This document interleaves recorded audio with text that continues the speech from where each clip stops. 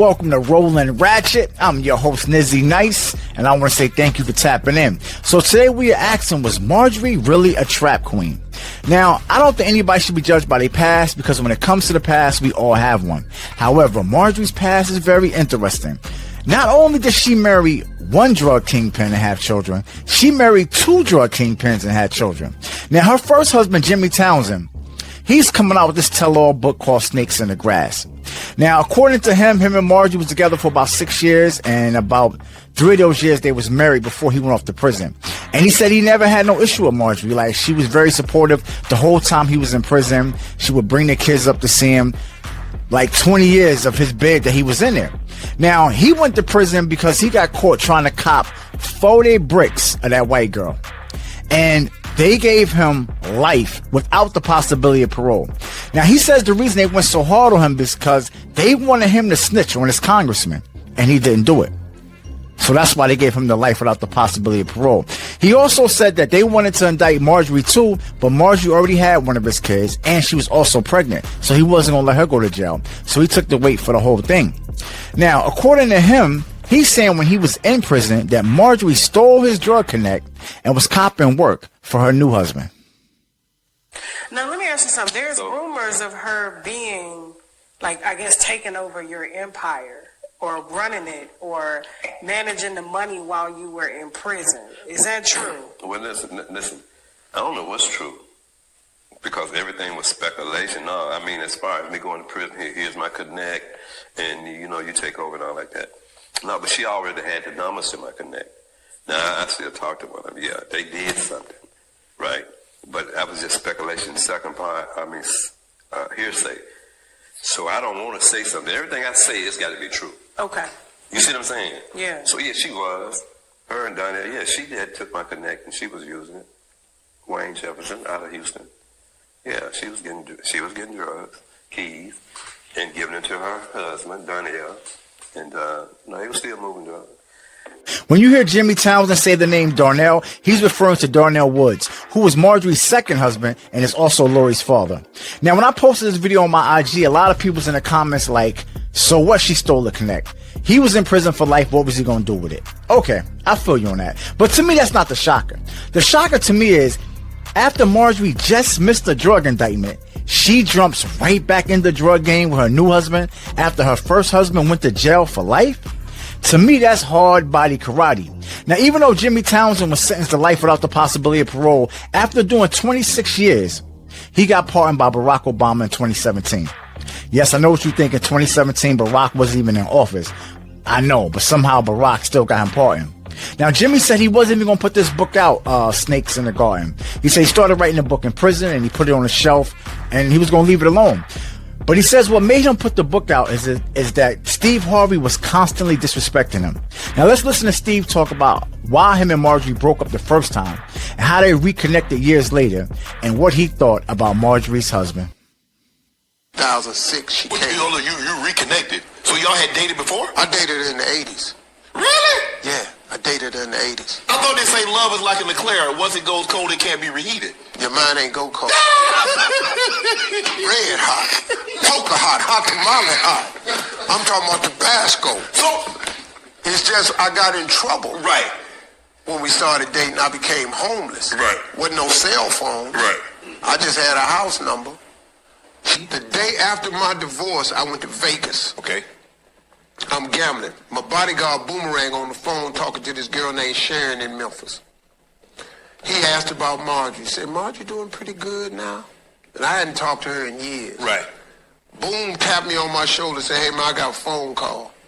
I said, dog, I'm gambling. You know, I don't talk to nobody. He said, no, dog, you need to take this phone call. So I thought something was wrong. So I got her from the roulette table. I said, hello. She said, boy, what you want? I said, Marjorie? She said, yeah. So I just said, so how your punk ass husband doing?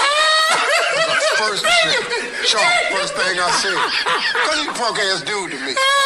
I still hold strong to that one. I've never retracted that statement. Okay. I said, how your punk ass husband doing? Because I had heard she had got married. Right. She said, boy, I've been divorced 3 years. Now let's unpack what Steve just said. He said him and Marge used to date back in the 80s. He became homeless and he basically just stopped calling her. After years go by, in his second divorce, he's in Vegas gambling and his bodyguard gets Marjorie on the phone. He says, how you been doing and how your punk ass husband been doing? Now, I don't know why Jim Townsend thinks that Steve Harvey was referring to him when he said that, because Steve could have been talking about Marjorie's second husband, Darnell Woods, which would have been her most recent divorce. But for whatever reason, Jim thinks that Steve was talking about him. But I think the real reason that Jim Townsend is a little bitter is because when he was in prison, his only son came to him and said that he wanted Steve Harvey's last name. Now think about that. You in prison doing the bid, and you thinking you never coming home, and your only son comes to you and tells you he wants the last name of your ex-wife's new husband. That's gotta hurt, man, no matter which way you look at it.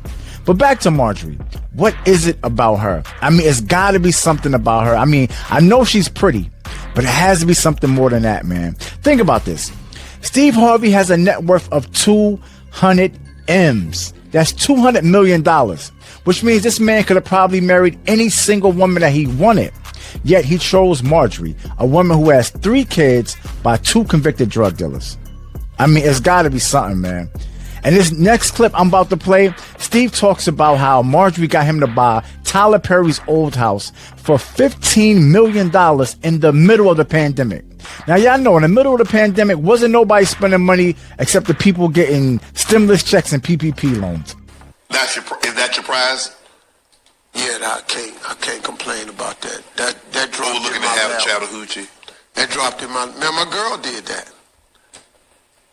My girl bought that house when COVID first struck. Right. And I told her, baby, we can't buy no house like that. What are you talking about? They just sent me home. Family Feud shut down in March. Right. We take from March to the summer. Our income. Yeah. I said, baby, we can't do nothing like this right now. You know what Marjorie told me? What? She said, Steve, you don't know how much money you got. You make it, I'll watch it. She said, I can put this whole deal together. I said, baby, it ain't the right time. She said, if I do it, will you sign the papers? I said, baby, I'm telling you, because I don't keep her. Right. That's how much I trust her, though. But you know, she don't do nothing. She don't do nothing without telling me. Anyway. Right. So I know what's there, but I don't really. She did the whole deal herself, man. Told y'all, it's something about Marjorie. I don't know what it is, but it must be good. Now, I know a lot of y'all have called her a gold digger. But in this situation, you can't even call her a gold digger because she didn't pursue Steve. Steve pursued her. And a lot of y'all have called her a manipulator. That part, y'all might be kind of right. I mean, if she really sold drugs with both of her ex-husbands and both of them went to jail and she did no jail time, she definitely has a way with words. Now, as far as Steve go, Steve is whipped. And that's not a bad thing. In fact, it's a good thing. For a man to be whipped, that means he found something really good.